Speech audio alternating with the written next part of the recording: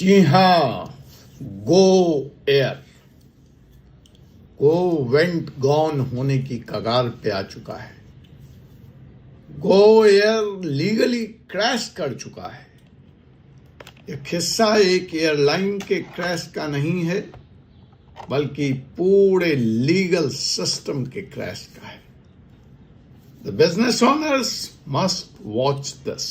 This is a very, very urgent warning. यह video हर उस entrepreneur के लिए है, हर उस इन्वेस्टर और प्रोमोटर के लिए है, क्योंकि गो एयर का केस आपकी जिंदगी में भी रिपीट हो सकता है। और अगर आप चाहते हैं कि ऐसा ना हो तो यह वीडियो जरूर देखें ही नहीं, इसमें कही हुई बातों पर आप अमल करें। जी हाँ दोस्तों, मैं हूं advocate doctor Ajay Kumar Pandey, supreme court of India से, और इस वक्त आप देख रहे हैं 4C सुप्रीम लॉ पार्टनर का यह अहम एपिसोड। गो वेयर कैसे गो वेंट गॉन होने की कगार पर आ गया। गो एयर बंद हुआ क्योंकि इंजन खराब थी। आपने यही पढ़ा होगा, मीडिया में यही देखा होगा, यही सुना होगा। लेकिन साहब, यह आधा सच है, यह पूरा सच नहीं है। गो एयर पहले कानूनी तौर पे खत्म हुआ, जमीन में बाद पे खत्म हुआ। गो एयर पहले कानून के आकाश में अपने को संभाल नहीं पाया, फिर जमींदोज हुआ। और जब इसीलिए मैंने इंटरप्रेनर्स, इन्वेस्टर्स, फाइनेंसर से कहा है कि हो सकता है आज आपका बिजनेस कागज पे बहुत अच्छा रन कर रहा हो, जमीन पे भी अच्छा रन कर रहा हो, बैंक में रेवेन्यू भी आ रहे हैं, लेकिन कहीं आप भी गो एयर की तरह लीगली साउंड नहीं हैं या फेल हो रहे हैं, तो वह स्थिति ज्यादा दूर नहीं है जब आप जमीन पर नजर आएंगे। बचाने वाला कोई नहीं होगा, क्योंकि जब बिजनेस लॉ फेल होता है तो साहब कंपनी ही नहीं, पूरी की पूरी इकोसिस्टम उसके इर्द गिर्द जो है वह जमींदोज हो जाती है। आज हम देखेंगे कि गो एयर ने वह पहली भारी लीगल गलती क्या की, उससे पहली बड़ी गलती क्या हुई, उसका कौन जिम्मेदार था, और बिजनेस ऑनर्स को इस गो एयर की कहानी से क्या सीखना चाहिए। मई 2023 में लिए चलते हैं आपको 25 से 2 साल पहले। गो फर्स्ट ने, देखिए बहुत मेजर है अगर आप इसको समझ पाए। गो फर्स्ट ने section 10 insolvency and bankruptcy code 2016 के अंदर वॉलेंट्री इंसॉल्वेंसी फाइल कर दी। सेक्शन 10 IBC, कॉर्पोरेट डेप्टर खुद इंसॉल्वेंसी इनिशिएट कर सकता है, और गो एयर ने यही किया। क्यों किया उस पर आज में चर्चा करेंगे। जो परिचित हैं इस मुकदमे से उन्हें पता है। कंपनी ने यह क्लेम किया कि Pratt and Whitney engines defective थे, जो आधा सच आप जानते हैं कि गो एयर इसलिए बंद हो गई क्योंकि उसके हवाई जहाज के इंजन नहीं चल रहे थे। तो Pratt and Whitney engines defective थे और इसलिए उसका ऑपरेशन बंद हो गया है और कंपनी इंसॉल्वेंट हो गई है। अब उसके ऊपर जो भी कर्ज है, जो भी लोन है, चाहे वो ऑपरेशनल है, स्टाफ का है, वेंडर्स का है, सप्लायर्स का है, बैंकों का है, या जो हवाई जहाज उसने लिए हैं उनका है, उन कंपनियों का है, उनकी EMI है, वो सब वो नहीं दे पाएगी। लेकिन यह जो कैलकुलेशन था, यह जो डिजाइन था, इसी में गो एयर की त्रासदी छिपी हुई थी, जिसको वो समझ नहीं पाए। वो कैसे? तो गोयर ने सोचा तो ये था सेक्शन 10 फाइल करते वक्त कि जैसे ही वह सेक्शन 10 फाइल करेगा, सेक्शन 14 आईबीसी का मॉरेटोरियम उसके ऊपर लागू हो जाएगा और सारे के सारे एयरक्राफ्ट बिना लोन दिए, बिना ईएमआई दिए सेफ हो जाएंगे। जो लेसर है, जिसने लीज पर उनको ये हवाई जहाज दे रखी है, वो उसका कुछ नहीं बिगाड़ पाएगा। और यहीं पर कानूनी जुर्म हो गया। इसीलिए मैं बार बार कहता हूं कि जब आपका एक केस है तो केस में कानून से ज्यादा रणनीति इंपॉर्टेंट है कि आप क्या स्टैंड लेने वाले हैं, आप क्या रणनीति बनाते हैं, आपकी स्टोरी क्या है। यह शतरंज के चाल की तरह का पहला मोहरा बहुत सोच समझ के रखना है, क्योंकि once out you are out. If your strategy is good you will win. If it is like GoAir, खुद आके अपने पांव पे कुल्हाड़ी मारना, जो अक्सर केसों में मैंने देखा है। अक्सर केसों में प्रॉब्लम यही है। क्यों है, कैसे है? हम जैसे वकील क्लाइंट्स को समझाते रहते हैं, लेकिन शायद हम अपना ही नुकसान करते हैं। खैर, छोड़िए उन बातों को, उसका विषय नहीं है। हम वही बातें करते हैं जो सही होती है। नुकसान होता है तो होता रहे। एक दिन तो आएगा जब लोग बात समझेंगे, समझ भी रहे हैं। तो साहब, लेसर्स कुछ नहीं कर सकता, ऐसा गोयर ने मान लिया, या उनकी कानूनी टीम ने उनको समझाया। यह लीगली गलत था। अब आप कहेंगे भाषण बहुत हो गया, जरा राशन पे आइए, कैसे गलत था? तो साहब, बड़ी चूक। आप मॉरेटोरियम 14 आईबीसी में ऑपरेशनल एसेट्स को मिलेगा ना साहब।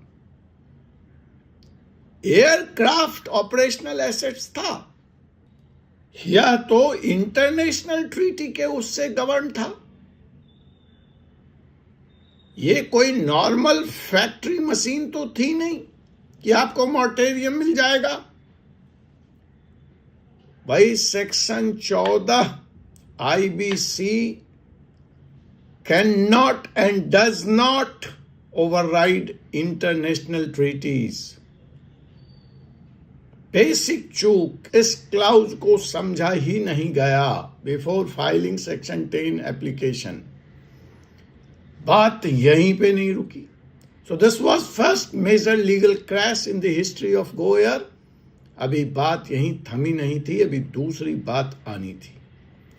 केप टाउन कन्वेंशन इग्नोर कर दिया। Legal failure number 2, Cape Town convention 2001 aircraft protocol. इसके अंदर क्या कहा गया? जो लेसर है उसको राइट है किसी भी वक्त एयरक्राफ्ट रीपोजेस करने का, वो भी 60 दिन के अंदर साहब, mere under 60 days, the moment default happens। मतलब 2 महीने किराया नहीं गया, लीज रेंट नहीं गया, एयरक्राफ्ट वापस। मैं कोर्ट में इस बहस को, इस केस की बहस को बड़ी शिद्दत से सुना हूं। तमाम आप मीडिया के साथी भी आते थे और रिपोर्ट करते थे। तो साहब, Cape Town convention 2001, 60 days notice, repossession of aircraft. Aircraft is not an operational asset. और केप टाउन कन्वेंशन पे भारत ने मुहर लगाया हुआ है। वो राष्ट्र की प्रॉमिस है, nations mandate, nations accepted. It is not about it no more, it is deal between 2 companies. It was the promise given by Government of India, sovereign promise. How can the country go back? और इतना ही नहीं कि India ने बस कर दिया कुछ, जो aircraft rules 1937 section 30 sub section 7 के तहत एडॉप्ट किया, इसको रेटिफाई किया है केप टाउन कन्वेंशन को भारत ने। कैसे इग्नोर हो सकता है? लेकिन हुआ क्या? डीजीसीए आई बीच में। ऑफ कोर्स वो एविएशन की कंट्रोलिंग एजेंसी है, और उसने डी रजिस्ट्रेशन डिनाई कर दिया कि जी हम इन हवाई जहाज को जो रजिस्टर्ड है गो एयर के नाम में, हम इसको डी रजिस्टर्ड नहीं कर। अब क्या होता है? Despite Cape Town Convention and 60 days provision of taking and repossessing the aircraft, company को एयरक्राफ्ट नहीं मिली। रिजल्ट, जो इरालैंड और सिंगापुर में दूसरे लेसर्स बैठे थे, क्योंकि ये तो भारी भूचाल वाली बात हो जाती ना, इस तरह से तो कहीं भी दंगा फसाद हो सकता था। हवाई जहाज ले लो, मॉरेटोरियम में एप्लीकेशन फाइल कर दो, लोकल लॉज में फाइल कर दो, ना किस्तें दो और ना मशीन वापस करो। तो साहब सारे लेसर्स इकट्ठे हो गए और उन्होंने सिंगापुर से लेके इरालैंड में हंगामा खड़ा कर दिया। अब इस हंगामे का दूसरा परिणाम क्या हुआ कि इंश्योरेंस, एविएशन इंश्योरेंस के रेट बेतहाशा बढ़ गए, और भारत के किसी भी एविएशन कंपनी को कोई भी लेसर हवाई जहाज लीज पर देने को तैयार ही नहीं था। राष्ट्र का ट्रस्ट फैक्टर ही गिर गया, इंडिया की ब्रांड इक्विटी ही नीचे आ गई, और पहुंच गए हम 2023 में दिल्ली हाई कोर्ट। इस केस में दिल्ली हाई कोर्ट ने कहा कि देखिए, एयरक्राफ्ट एसेट्स कोई आम ऑर्डिनरी सिक्योर्ड एसेट्स नहीं है। Aircraft assets can not be treated like ordinary secured assets. और अब हम पहुंचे लीगल फेल्योर नंबर 3 पर, governance and disclosure. Section companies act violations कहां हुए इस पूरे मामले में? तो सेक्शन 166 ऑफ कंपनीज एक्ट, जो फिड्यूशरी ड्यूटीज ऑफ डायरेक्टर्स की बात करता है, सेक्शन 129 जो ट्रू एंड फेयर डिस्क्लोजर की बात करता है। और जब हम वहां पर आए तो जो सवाल उठे या उठाए गए या पूछे गए, इंजन का रिस्क क्या पहले से पता था? लीजिंग एक्सपोजर क्या आपने डिस्क्लोज किया था? कंटेंजेंसी प्लान क्यों नहीं बनाया था अगर 60 दिन की नोटिस पे इंजन ही वापस जा सकता था? इंजन फेल्योर एविएशन की इंडस्ट्री में एक सत्य है, तो आपने उसके लिए सेकंड कंटीजेंसी प्लान क्या था? और अगर ये सारी चीजें मिस रिप्रेजेंट की गई थी तो सेक्शन 447 के तहत फ्रॉड कमिट हुआ। सेक्शन 448 के तहत आपने फॉल्स स्टेटमेंट दिया, और यहां से क्रिमिनल लायबिलिटी बन गई। अब ये तो कानून की बातें हो गई, थोड़ा टेक्निकल हो गया ये विषय, लेकिन सच क्या है, आम लोगों के लिए क्या है, दूसरे इन्वेस्टर्स बिजनेसमैन के लिए क्या है? तो शॉर्ट में इसको यह समझिए कि यह सिर्फ इंजन का फेल्योर नहीं है, यह सिर्फ कोविड इंपैक्ट भी नहीं था जैसा बताया गया, दर्शाया गया, दिखाया गया या क्लेम किया गया। यह सीधे के सीधे तौर पर लीगल मिसमैनेजमेंट था, यह सीधे के सीधे तौर पर लीगल क्रैश था, यह सीधे तौर पर कॉर्पोरेट रिस्क मिसमैनेजमेंट था। और सबसे बड़ा मुद्दा, इन सब को कवर करने के लिए, इन सब पापों पे पर्दा डालने के लिए आईबीसी को हथियार बनाया गया और सोचा गया कि आईबीसी के इस कवच के जरिए हम आसानी से पतली गली पकड़कर हवा में उड़ते रहेंगे। याद रखिए, बहुत लोगों के मन में यह ऐसा लगता है कि सारा पाप कर लो और आईबीसी का रास्ता ले लो और आईबीसी सारे पाप को धो देगा और आप गंगा नहा के हरिद्वार और ऋषिकेश घूमेंगे। देखिए, आईबीसी प्रोटेक्शन है, इम्यूनिटी नहीं है, अच्छा कवच नहीं है, पाप से आपको बचाने का वाला कानून नहीं है। इसलिए जो वकील साहब या जो आपका लीगल कंसल्टेंट ये राह दिखा रहा है, उससे कुछ सवाल जरूर पूछिएगा। लेसन्स फॉर बिजनेस ऑनर्स चलते चलते वीडियो ऐसे ही लंबी हो गई है,